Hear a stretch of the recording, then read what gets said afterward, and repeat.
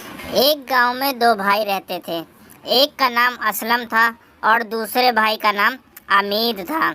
असलम हलवा पराठा का ठेला लगाता था और आमिद कुछ नहीं करता था, लेकिन फिर भी वह कुछ जुगाड़ करके पैसे कमा लिया करता था। आमिद अपनी भाभी के लिए एक दिन घर पर सूट लेकर गया है। आमिद की भाभी बोली, यह तो बहुत अच्छा है, लेकिन आपके पास इतने पैसे कहाँ से आए? अमित बोला, भाभी आप यह सब मुझे से मत पूछा करो, सिर्फ जुगाड़ ढूंढता हूँ और बहुत जल्दी मैं अमीर बन जाऊँगा। तभी घर पर उसका भाई असलम पहुँचा और वह बोला, तू भले ही जुगाड़ से अमीर बन जाएगा, लेकिन तू उन पैसों से कभी अमीर नहीं बन पाएगा। अपने भाई की बात सुनकर आमिद बोला, भाईजान आप हमेशा ऐसे ही बोलते हैं, आप इतनी ईमानदारी करके क्या करोगे? मुझे तो जल्दी से अमीर बनना है। यह सब बोलकर वह अपने भाई असलम का मुंह बंद कर देता था। लेकिन असलम की सोच बिल्कुल सही थी। वह एक ईमानदार व्यक्ति था, लेकिन उसकी ज़िंदगी में बहुत उतार चढ़ाव थे। वह हमेशा उच्च गुणवत्ता वाले सामान से हलवा पराठा बनाता था। वह कभी भी अपने मुनाफे के बारे में नहीं सोचता था। एक दिन दुकानदार ने कहा कि तुम इतने महंगे मैदा और तेल से क्यों हलवा पराठा बनाते हो? इससे तुम्हें कुछ भी मुनाफा नहीं होता है। इस पर असलम बोला, मेरे ग्राहकों की सेहत का ख्याल रखना मेरा कर्तव्य है और मैं कभी भी अपने ग्राहकों को खराब और सस्ती गुणवत्ता वाली चीज़ों से बना हलवा पराठा नहीं खिला सकता।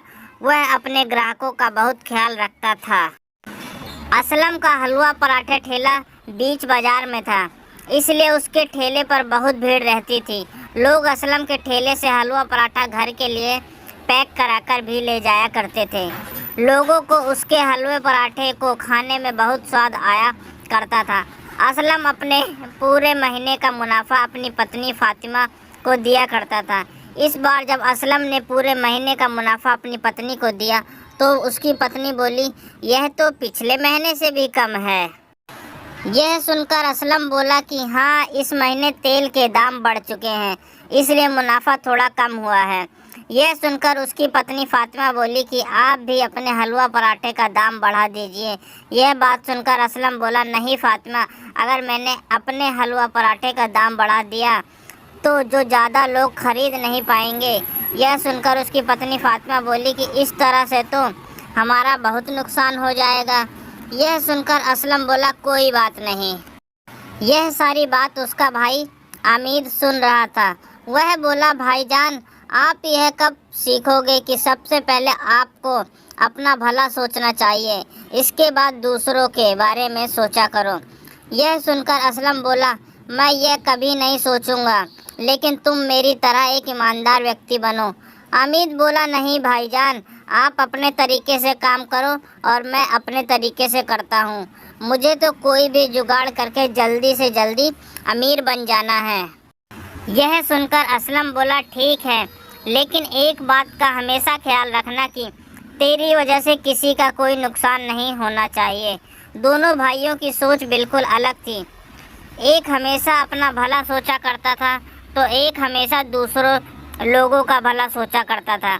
एक दिन फातिमा को एक फ़ोन आता है और वह फ़ोन पर ही रोने लगती है। इस पर उसका पति असलम पूछता है कि क्या हुआ फातिमा? वह रोते हुए बोली कि आपकी चाची जिंदा नहीं रही हैं।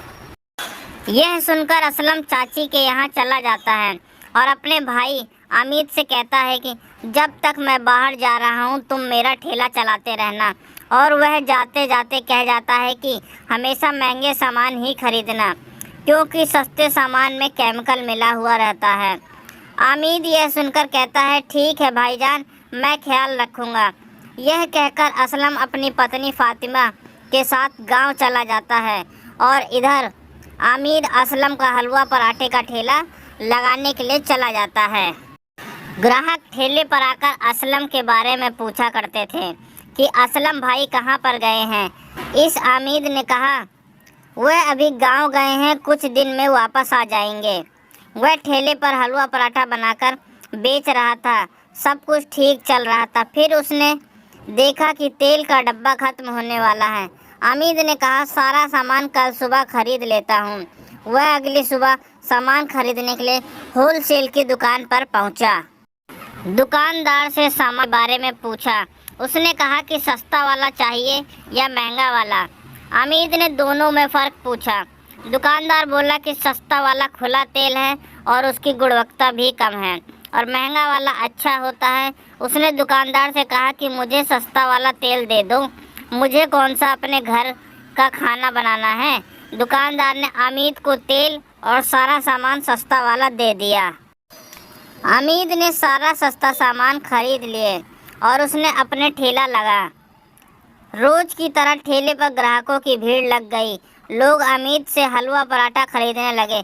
आज हामिद खुश था क्योंकि आज उसका मुनाफा ज़्यादा हो रहा था।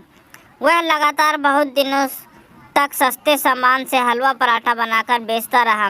कुछ दिन बाद उसके ठेले पर भीड़ कम होने लगी। ग्राहकों ने ठेले पर आना बहुत कम कर दिया। तभी दो ग्राहक हामिद के ठेले पर हलवा पराठा लेने के लिए आते हैं और आपस में बात करते हैं कि कल मैं डॉक्टर के यहाँ पर गई थी और वहाँ पर बहुत भीड़ थी। सभी के पेट में दर्द था, पता नहीं क्या खाया था। डॉक्टर बोल रहे हैं कि फूड पॉइजनिंग हो गई है। यह बातें सुनकर हामिद थोड़ा चिंतित हो गया क्योंकि वह बहुत दिनों से सस्ते सामान से हलवा पराठा बना रहा था। वह सोच रहा, अगर यह सब मेरी वजह से हुआ होगा तो पुलिस वाले मुझे पकड़ लेंगे। सुने तुरंत अपने भाई असलम को फ़ोन लगाया और बोला, भाईजान, मुझसे बहुत बड़ी गलती हो गई है। मैंने आपकी कोई भी बात नहीं मानी और मैंने सस्ते सामान से हलवा पराठा बनाया और मेरी वजह से सभी लोगों को फूड पॉइजनिंग हो गई है। भाईजान, अब मेरी मदद कीजिए। इस पर असलम बोला, मैंने तुझे पहले ही मना किया था, अब देख सभी मासूम लोग बीमार हो गए हैं। असलम बोला, सबसे पहले वह सारे सामान फेंक दे और ऊपर वाले से दुआ कर कि सभी लोग जल्दी से जल्दी ठीक हो जाएं। हामिद ने सारे सामान को फेंक दिया। हामिद बहुत परेशान था, उसे अपनी गलती का बहुत एहसास हो रहा था। वह मन ही मन कह रहा था कि मैं कभी भी किसी के साथ ऐसा कुछ नहीं करूँगा जिससे कोई मेरी वजह से बीमार और या कोई मेरी वजह से कुछ नुकसान हो। वह कह रहा था कभी भी जुगाड़ से पैसे नहीं कमाऊंगा और वह घर जाकर सभी फूड पॉइजनिंग के मरीजों के लिए दुआ मांगने लगा। कहानी की सीख। इस कहानी से हमें यह सीख मिलती है, हमें कभी भी लालच नहीं करना चाहिए, कभी भी जुगाड़ से पैसे नहीं कमाने चाहिए। अगर हामिद ने अपने सामान में मिलावट नहीं करता तो उसके ग्राहकों की संख्या भी कम नहीं होती। हमें हमेशा ईमानदारी से कार्य करना चाहिए और मेहनत से पैसे कमाने चाहिए।